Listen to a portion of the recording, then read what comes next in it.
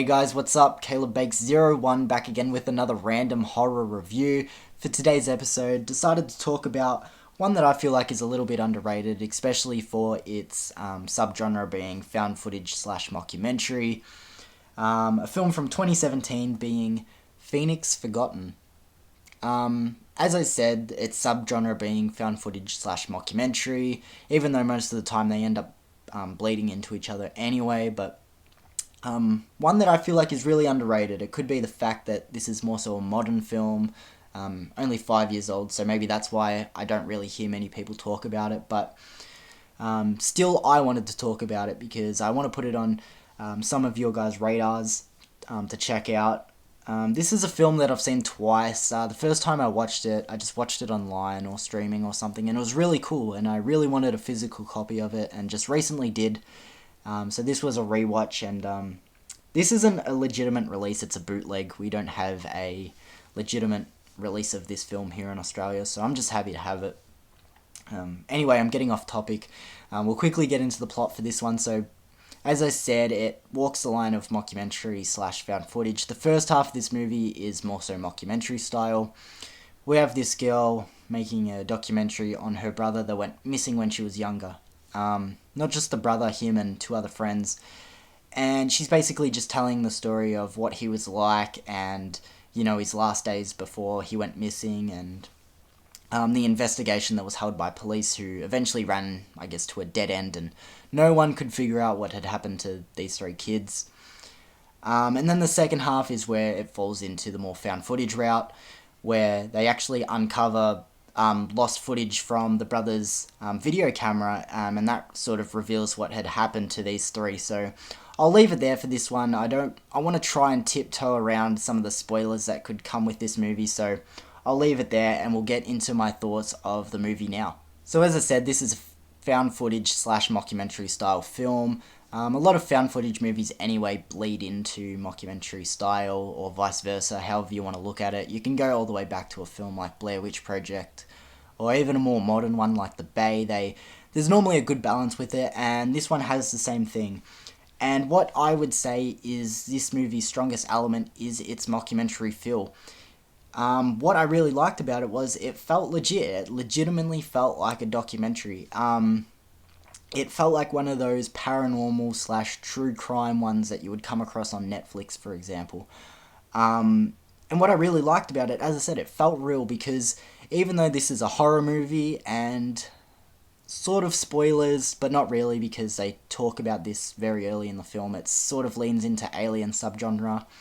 But anyway, you know, this is a horror movie, and they could just throw horror and supernatural elements into your face, you know, right from the get-go, but it doesn't. It feels legit, you know, because it plays into, you know, did these three just run away, or was there bad blood in the group and, you know, one just turned on the rest? You know, it leans into all these different scenarios, and it keeps you on the edge of your seat. You know, what happened to these three? And as I said, it feels really realistic. You know, it bounces between archive footage, interviews, you know, background on, you know, as I said, the sister making the documentary on her brother. You know, it's a really good balance, and as I said, it's really tense, and I found it really creepy, but I was always engaged with the mockumentary route that they were going with.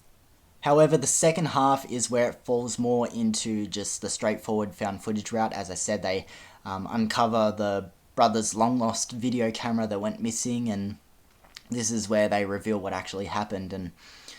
And with that, you know, it just sort of lost a bit of momentum for me, because sometimes less is more, and that's where I feel like they should have went with it, because as I said, the mockumentary first half of this movie is really cool. It just feels really unique and realistic, and it kept me on the edge of my seat with this mystery, because as I said, it points at so many routes, but once you get into the found footage half of this movie, it pretty much just straightforward tells you what happened with these kids, and, you know, it goes a little bit over the top, which I wish it just took a little bit of the reins back and just held back a bit. I would have liked that so much more. But for what it was, I still enjoyed it for the most part.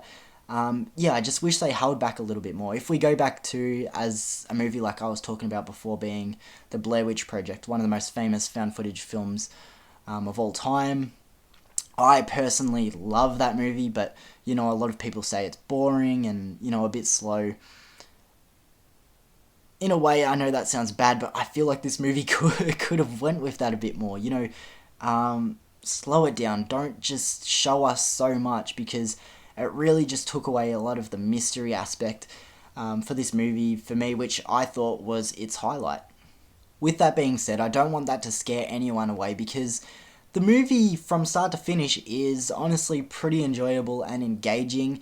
I feel like just the second half with the found footage approach, I just feel like for it to suit me, it could have taken a step back, but I definitely see a lot of people finding the second half, being the found footage half, very rewarding, because you do see a lot still. So, it really falls into how you like your movies, or especially your found footage movies.